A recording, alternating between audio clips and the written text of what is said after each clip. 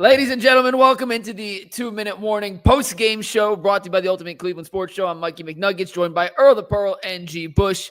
And guys, the Browns trail 34-10 at the 2-Minute Warning against the Detroit Lions. This has been a game to forget from all facets of the team, frankly. The defense held its own. The special teams gave up a punt return touchdown. The offense, once again, anemic. I remember 2 years ago we were talking about, could Joe Flacco play a game and not throw for 300 yards? Is that possible? The dude wakes up and has a 300-yard game. Now to get 200 yards from Flacco seems darn near impossible. To break the 10-point threshold from an offensive standpoint seems impossible. There were some drops. The offensive line wasn't perfect. Flacco made some mistakes. The whole thing's a giant cluster. You know what, G. Bush? And it's sad because that defense is way too damn good to be wasted on an offense this damn bad. I don't even got no vitriol at this point. Ain't no vitriol. Like, it's actually kind of funny. You got to laugh a little bit, but I've come to the conclusion today that the Cleveland Browns need a new quarterback to play, but they also need an offensive coordinator. Listen, guys, if we have to decide whether or not you want to win something or you just want to be holding to individuals, and I get it that Kevin Stefanski has been here, but as I continue to watch this all 22 nonsense every single week with guys that are running the same routes, it's the same stuff. He's just not cut out to be an offensive coordinator. I'm sorry. And we can sit here and talk about how he wants to run his playbook, and his playbook hasn't got you no more than 10 points. And by the way, let's keep it real. When Deshaun Watson got in, it was check down Charlie. When Joe Flacco got in, it was check down Charlie. When Baker Mayfield was here, we didn't see the best Baker Mayfield. The reality of the situation is, if you have a keen eye and you watch film and you break it down, there's nothing that the Cleveland Browns are doing that even makes anybody remotely scared. Throw in the fact that even when you do get an opportunity to throw the ball downfield, you got receivers that aren't catching the football. You got receivers dropping the ball. You got guys not being open. So, but then again, I can't get mad at that, because if you've watched UCSS, I say every year, I used to come on the barbershop with me and Earl and talk about receivers every year. Don't nobody want receivers, but now you want to complain because you ain't got none. We talked about, hey, when your tackles is, hey, are you going to get another offensive lineman? You going to do that? No, you don't want those either. And when we talk about what are you going to do next year to bolster this team to get them back and ready to go, instead of having tackles, you say that you're packaging picks to go get another quarterback. So listen, it's only funny. Listen, some people are okay with it. And I'll get ready for the apologists come in and get this as one more week. But if you say Joe Flacco gives you the best chance to win football games, either you don't know football, you're an apologist, or you're on the payroll. That's it. All I can go with. Or you're not trying to win games at all. And then you should be gone. Yeah. Because if you're not trying to win football games, that's not an excuse either. Earl, what say you? All right, so the positives. Let's get the positives out the way, because it ain't too many of those. I did this last week, Earl. You saw what happened to me in the chat, so just be careful. The Cleveland Browns had 21 yards on their first two plays from scrimmage. That was a positive. The Cleveland Browns had a 13-play, 88-yard drive to begin the game. Scored a touchdown. That was their first touchdown of the first quarter. They had the longest play of the day, considering that the Detroit Lions offense is potent. A 35-yard bomb to Isaiah Thomas. Outside of that, man, it's the same old Browns. The defense gives you a pretty good effort, and the offense finds a way to squander it away. The Detroit Lions scored 17 points off touchdowns. Special teams was back to being bad again. Schmidt had a missed field goal, and then you give up the return. So that's 24 points right there, that was given up between the turnovers and then the special teams. And then I counted 8 drives on offense that the Cleveland Browns lasted just 3 plays before they had to punt the ball. I said the same thing last week. We've all said the same thing. At this point, it's just regurgitated. The offense is stale. It lacks creativity. It seems like at this point, if it ain't scripted, it ain't working. Joe Flacco don't know how to play clean football to save his life. The first interception, I understand it was probably some miscommunication there with Cedric Tillman and himself, but come on, man. Like, get the damn ball out of bounds. Like, that was a free, I don't know who you was throwing the ball to in that situation, but he's responsible for 3 turnovers today. And again, man, another week, same old Browns. We scored 10 points in this game. It's just, what can we say at this point that we have not said to describe how bad this Cleveland Browns offense is? Yeah, so I'll go back. When I was in high school, my high school basketball team sucked. And G and Earl, I'm curious if you guys have life situations that play out like this. We were not very good. It was me, one other kid that kind of knew how to play basketball, and 3 dudes that never did. So we ran the flex offense. And my coach was like, Luke, we're going to come up with this brand new scheme. We're going to run the flex. It's going to reinvigorate Henry Hudson basketball. We stunk. We were playing the system. We run the flex. Well, we still stunk with the flex. And I get to college, and, my coach was laughing. He's like, you guys ran the flex in high school. Do you know who runs flexes? I was like, I don't know. He goes, teams with no talent. Like, yeah, that makes sense. So when I kind of look at this Browns offense, I have a hard time pinpointing, and let me finish this point before y'all jump on me. I have a hard time pinpointing if it's so stale, so boring, so stagnant, so vanilla, so predictable, because Stefanski doesn't think he has the talent to run other stuff, if he doesn't have the quarterback to execute certain things, if he doesn't have the receivers to be able to read the right coverage situations so you don't lead to turnovers like we saw in that first interception, or if it's just his entire philosophy. But I'm done with giving him that excuse, because it's been 6 years, guys. And he's had enough quarterbacks, and he's had enough receivers, and he's had enough weapons. Has it all been at once? Not necessarily. But you can go to other teams that don't have the perfect Lions-like offensive structure with 2 really good running backs, a good tight end, 2 really good receivers that can be creative, that can scheme guys open, that can find ways to generate offense on a consistent basis that isn't that first 15 script. Outside of the first 15 and back to 2 of the 4 games, the Browns offense has been non-existent. And I don't say that facetiously. They scored 3 points, real 3 points against Baltimore. They scored 1 touchdown that was gifted to them against Green Bay. They scored a beautiful opening drive touchdown today. They scored was it an opening drive touchdown, or was it a first drive of the second quarter, a long drive against Cincinnati? Whatever it was, they've had like 1 drive a game where things fall in their place. And other than that, it's been anemic. It's been disgusting. It's been hard to watch. And frankly, it's been predictable. I tweeted out earlier, their best offense in the year 2025, G, is I formation under center, hand the ball to Quinshon Judkins. Do you know what era that was the best play in football? The 60s, before the forward pass was invented. Like that's how far back this has gone. And I'm just done with the excuses. Like, sure, things aren't perfect, but they never are. And we've given passes to the coaching staff, to the front office, to the players. I don't know who that first interception was on. Did Flacco throw it up? Did Tillman make the wrong read? I don't know. The second one, was it defensive pass interference? Maybe, but Jerry Jeudy had literally 3 inches of separation, if that. That was a dumb throw to begin with in the first place. Whether it should have been DPI or not, throw it out of the bounds. I'm just over the excuses, guys. This offense is too bad. We can make excuses all we want. The reality is it all sucks. Every facet of this offense, minus Quinshon Judkins right now, sucks. And listen, man, I'm just going to say this, man. If y'all want somebody to come here and make you feel better about it, listen, I'm sorry. I can't give it to you, bro. I can't give it to you. That's disingenuous. And I don't know whether people think that, hey, I know it was bad. It was a bad loss. Let me find all of the ways that could be good. That's not the way life works, man.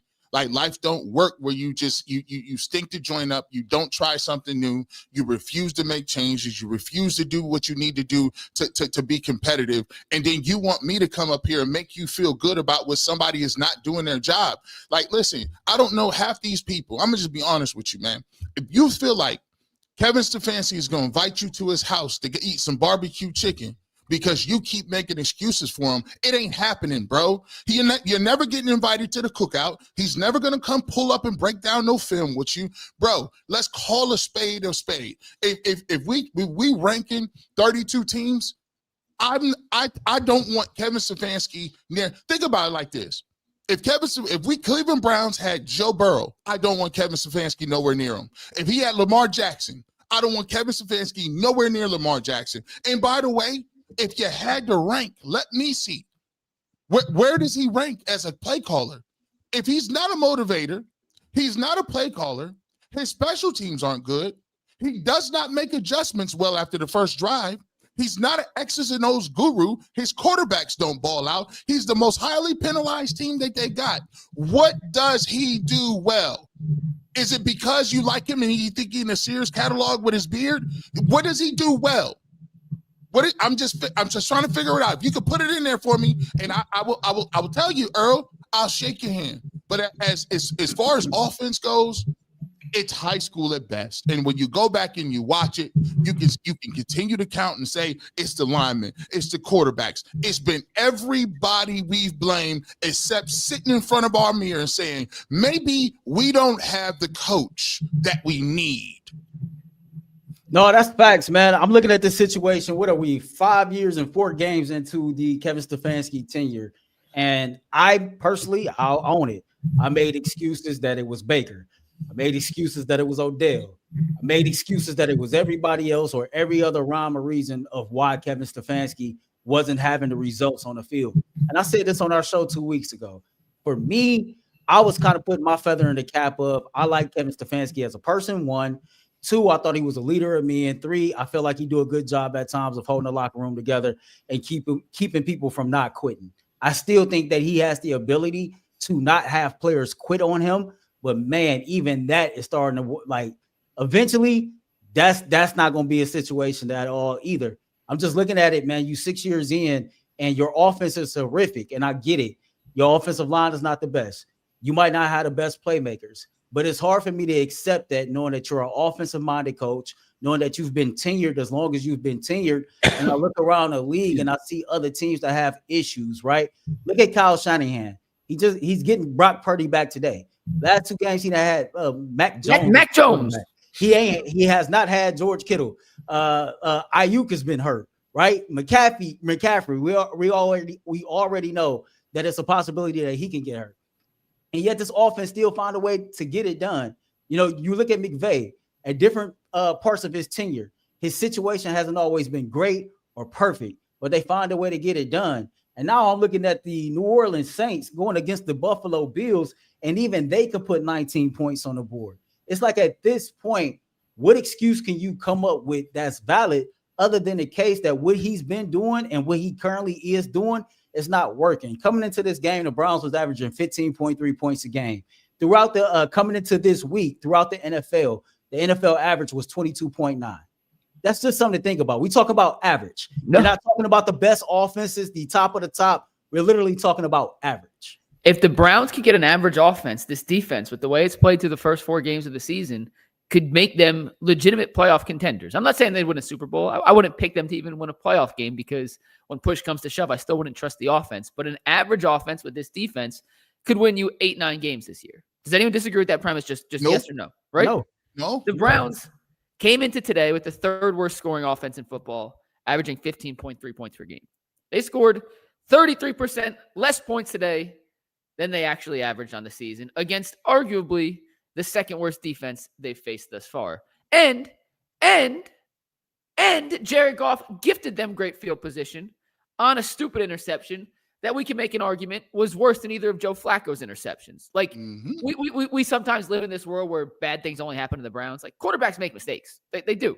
That was a terrible throw by Jared Goff. It was the easiest interception of Denzel's career. And the Browns still couldn't capitalize and punch it in. They ended up with 3 points in that drive. No, they missed the Andre Schmidt field goal on that drive, right? That was the Andre Schmidt missed 56-yarder. So the defense is still playing very well. I understand Detroit ended up with 34 points today, but 7 of those came off special teams. A couple of them came off short fields. I thought the defense did everything you could have asked for against the high-powered Lions offense. The Browns offense was once again anemic. Its special teams has been anything but special. Joe Flacco, once again, not good enough. They tried throwing the ball downfield more often today, which I at least give them kudos for trying. But on a couple of occasions, you had crucial drops. I thought Flacco's 2 best throws of the day, the one where he dropped it in a bucket to Harold Fannin, and Fannin unfortunately dropped it, went right through his hands. And on the very next play on 3rd down, he hit Jerry Jeudy after avoiding pressure from Hutchinson, and Jeudy couldn't come up with it. If it's not one thing with this Browns offense, it's another. And we have talked about at length, this group is not talented enough to overcome simple mistakes. They're not. Like, you can make a mistake if you have a Amon-Ra St. Brown or Jamar Chase or a Justin Jefferson on the outside and you get a 1st and 15 because of false start. You feel pretty good about your chances when you have special players. The Browns' most special offensive player is a rookie in his 3rd NFL game who looks every bit the part of a superstar running back, by the way. Like, pause on the criticism. Quinshon Judkins is that dude. Like, Quinshon Judkins is a beast. He's nice. That dude will play in the NFL for a long time. All right, we're back to the real thing. The Browns' offense sucks. The Browns' offense right now is the single worst unit in football.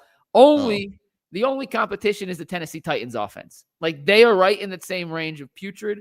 But guys, like, we're going to come on here for the next 12 weeks, 13 weeks. They have 13 games left. I don't know how we keep having the same conversation week in, week out, unless they make a change at quarterback. And I still don't think, despite what we saw, And despite the fact Dylan Gabriel got in at the end, I don't think they're going to make the change against the Brian Flores-led defense in London.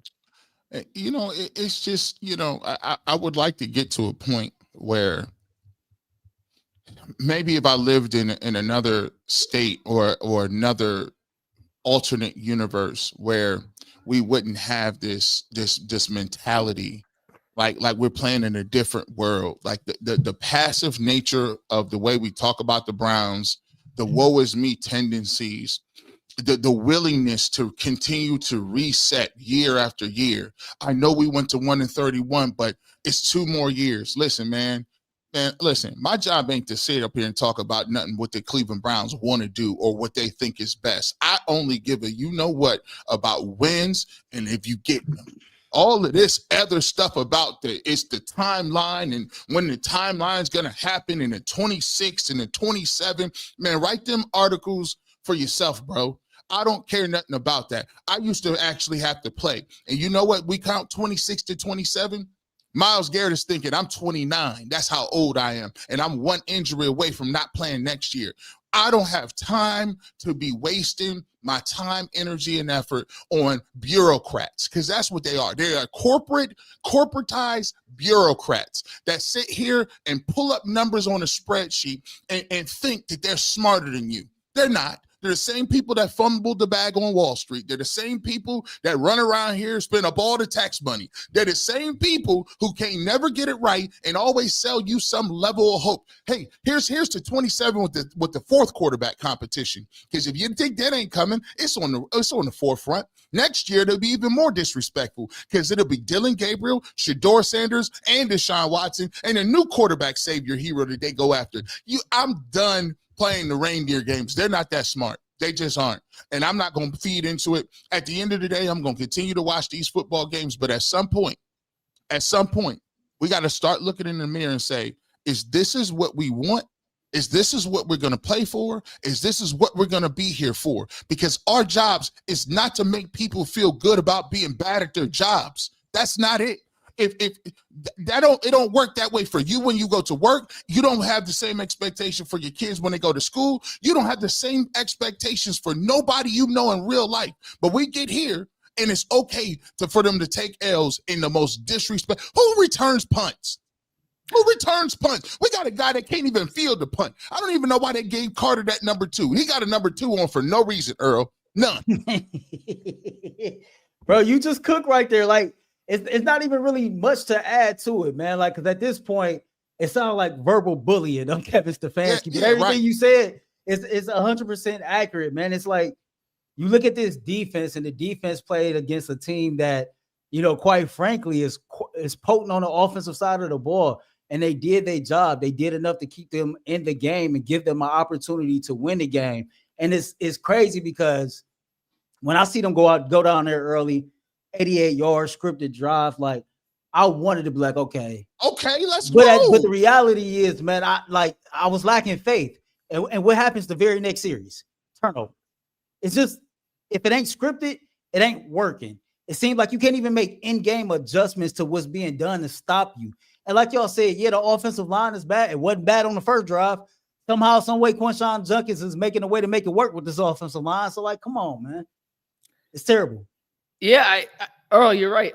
We're only 19 minutes in, and we've said everything twice. I don't really know what else there is to say. I'll just ask this question, and I guess we'll get to some super chats, and then we'll rip on them. Because I don't mean to like shortchange the people. Right? But what else do we say? Like, here, part of UCSS. So can I pull the curtains back and tell people how UCSS works real quick? I get sent topics all the time from DMs from people. Hey, you guys should talk about this. It's like, well, if we all agree on something, it's not a topic. Right. Like, there has to be some level of back and forth, or is the Browns offense bad? Yes, and yeah. All right. But like, it's not a topic. You know what I'm saying? Doing this post-game show, and we're going to keep doing it because each game's a little different, but it's not a topic. We just keep saying the same thing week in, week out until they make a quarterback change. Do you anticipate our conversation next Sunday, which, by the way, it'll be at around noon because it's the 9:30 game next week. So good. At least the offensive misery will be done early. I mean, does anyone feel good about it? You know what I'm saying? Like, Do you think they'll make a quarterback change this week? Do you think next week against the Vikings we'll see Dylan Gabriel under center? Nope, because they're going to make every excuse about the Browns going to London and how it's unfair to Dylan Gabriel to start him on a road in London and they going to Antarctica. The environment and the atmosphere it's being so too crazy. tough. They got the military. He's gonna show up with a knife to a pen. Like, it's crazy. All of this mumbo jumbo about how difficult the time zone switch. This is how you know people don't be playing no ball. You talk about time zone switches like you done got jet lag because you went to a business meeting in California. Bro, these is professional. These is world class. They do this for a living, Earl.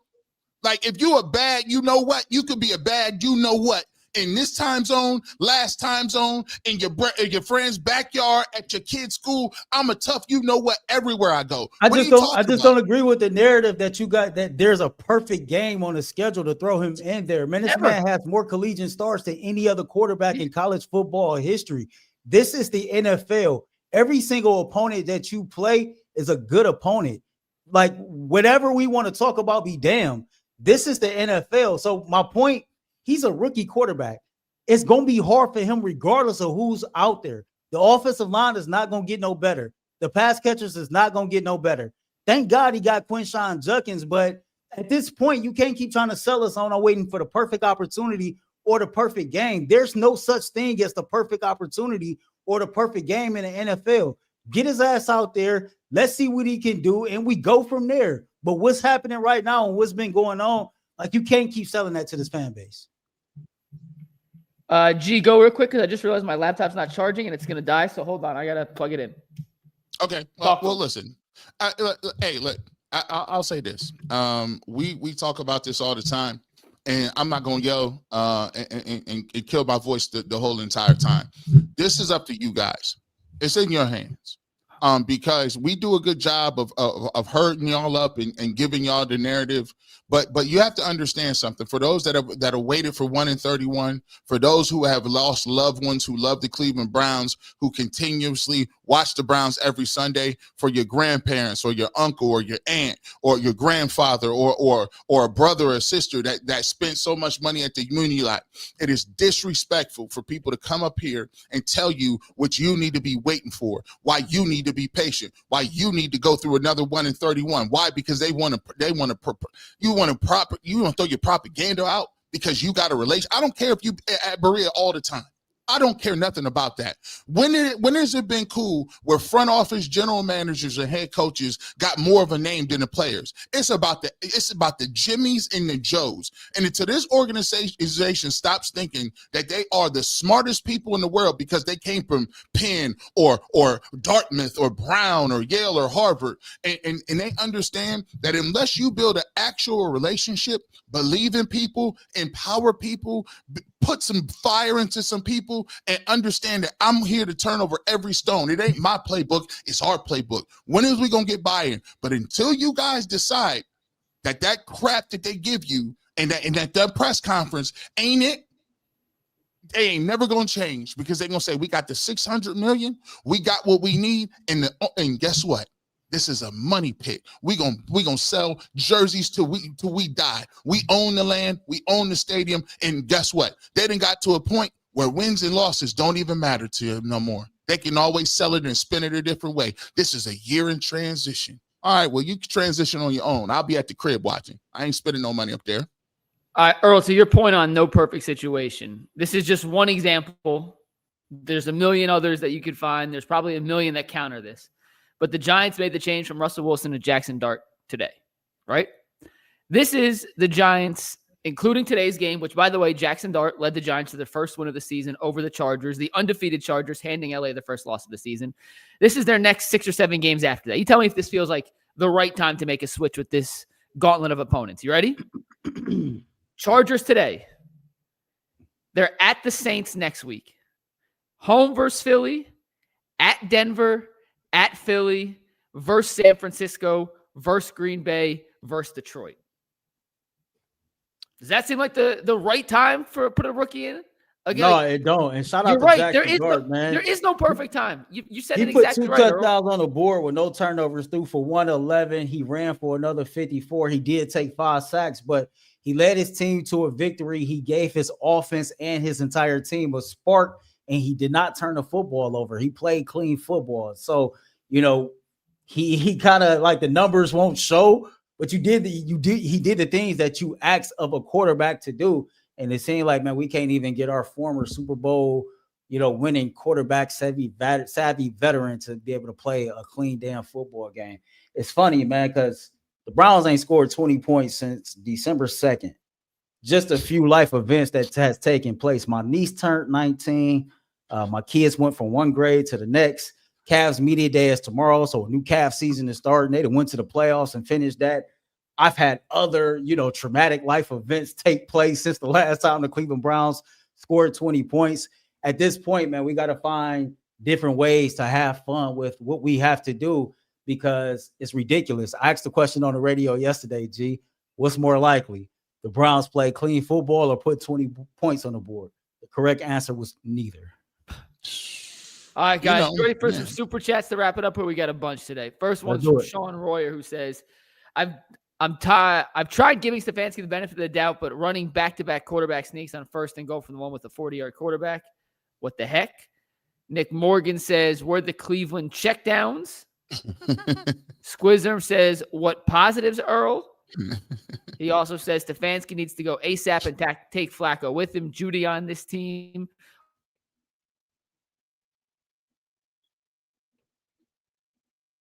Or starting needs to be reevaluated with another drop. Davis says, bro, fam, money B, the heck happened? James Mace says, Joe Flacco, it's time to come home. Goldie Boy says, Flacco's done. Stefanski needs to go. Buck says, Browns next controversy, start DG, but make Flacco number 2 over Shador. And anybody but Shador crowd will defend that. If they do go Gabriel as the starter, like in New York, they kept Russell Wilson as the number 2 ahead of Jameis Winston.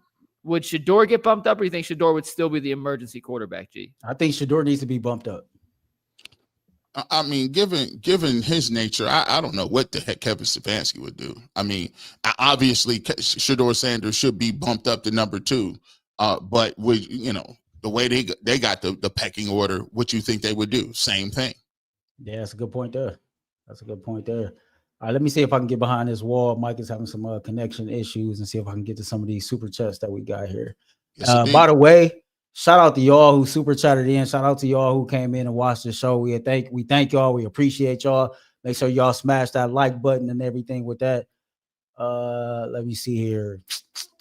Flacco is done. That's where we left off at, right? All right, I got it right here. Joby join. Retire Flacco, fire Kevin, start the rookies. Just play the rookies at this point. Kevin the problem turned the joke into an old lineman today. This personnel and coaching staff is below par to blue chip players like Judd or Graham or Bond, etc. that come from great programs is regressive. Shador Sanders must be an oracle because he called about Flacco. Can't wait to hear Mary Kay tell you guys Joe gives them the best chance to win like she did with Watson. I like what I've seen from Bond. This is Kevin's offense. He has 3 QBs and some young talent, still can't get a team moving. There is a common issue with this team. Anything to be him. Let's see what this one say. Goodbye, Bubba Ventrone. Lions fan, the Browns defense going to do what? I don't know. Joe Flacco is lucky this wasn't a home game because the Boo Birds would have been live and well. What this one say here? When you bench Flacco for DG, Shador Sanders, yeah, we read that. Loser mentality is contagious. Stefanski coach mediocrity is shown. Nobody wants to play for him anymore. Is showing he's losing the team. Once again, the Browns done with Flacco. Same old, same old. Listen, until the Browns bring in a coach where the team adopts their identity, they will win nothing. As a Lions fan, trust me, I know rookie time. Offense takes on the personality of the coach, no intensity, passion, or accountability, or discipline.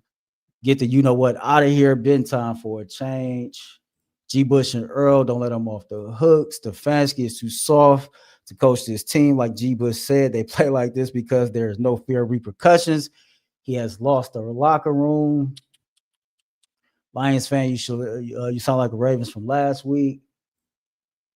So DG or Shador can throw 2 picks and fumble with no TD. Shador can do better, like he said, for the Cleveland Browns. What do we owe Flacco? Preach, G. Bush.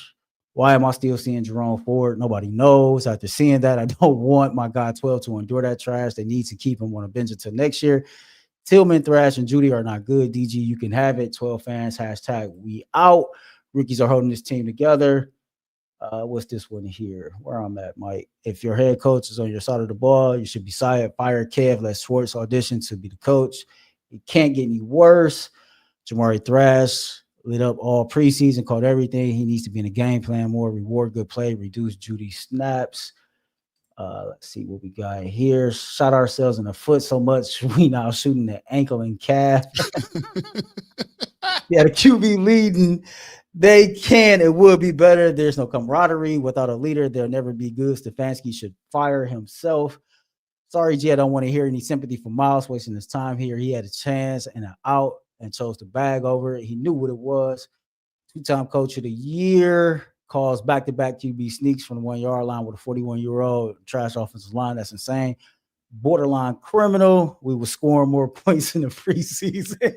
Kevin Stefanski, PFF, is clearly number 32. Yeah. The perfect game is against us. Joe played good. The Browns drafted a quarterback. If Dylan played good, the coach and GM assessed with was right. If Shador played good, then the NFL and Browns was wrong all along. Stefanski ego is our downfall. Let me see here. Jackson Dart State started today against an undefeated team and beat them. This is the NFL. Stop babying pro players. Once they learn the playbook, it's go time.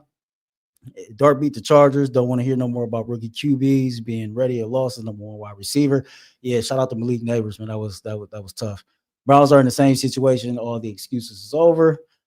We should reanimate Paul. I guess that's reanimate Paul Brown. He come up with a more creative offense than Stefanski. Shador wasn't lying about saying he knows he can play better than some of these quarterbacks. We knew who he was talking about. Boys, Jimmy making the decisions to draft the quarterback he wants until he gets him. It's the same old Browns. If you ever wanted to know what it's like to watch TV in the USSR, watch the Browns on Sunday. They listening to the media all week. Pass off to the Browns fans. Not sure how you stayed. I have no faith that they'll ever play Shador. Our QBs is in the next draft. Shaking my head while they talking about Bush. What they talking about Bush? I feel sure for y'all Browns fans until you let go of your head coach. This train wreck of an offense will keep being bad. How do you not take Joe out after the second pick? Lastly, okay, experts, you firing Kevin. I knew this was coming. Who you hiring? You have to replace Schwartz too because he's not staying. He's not getting hired. He's not the head coach. Shout out to y'all for the super chats, man. Shout out to y'all for watching. Again, smash that like button. That was my final thoughts before you even asked me. So you're on mute. You're on mute.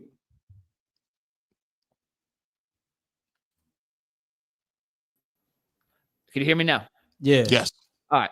Last thing on the final super chat. I got nothing for you. Hire Kevin, who you hire. Let me ask. Does it matter? No. Worse? What are you holding on to? You lose Schwartz. Fine. Jim Schwartz is a great defensive coordinator. Fine. I get it. It would suck to lose Schwartz. Maybe the new guy keeps Schwartz. Who knows? Maybe he's an offensive guy that says, Jim, you kept full control of the defense. I'm not going to touch it. But we don't know if Kevin's good. After 6 years, if I ask you straight up, is Kevin Stefanski good head coach? And anyone says definitively yes. I just don't know how you believe him. I don't know what we've seen over that time period that makes you believe him. And you can say that about any coach. If you're going to fire, who would you bring in? It's too early for me to have a list of candidates readily available. But there are some hotshot offensive coordinators. There's some young guys out there itching at the bit. And why can't the Browns, and you could say because they never have, hire the next Matt LaFleur or Sean McVay or the next offensive guru to bring in with a new quarterback next year, or Dylan Gabriel or Shador Sanders, whoever that new guy feels is the best signal caller and leader of this team moving forward, to reinvigorate everything that has to do with the offensive side of this team. Because right now, and Dragon the Abandoner is a great super chatter. He's had some really good points. I don't want to hear who would you hire. Who cares? It can't get worse than it is right now, right?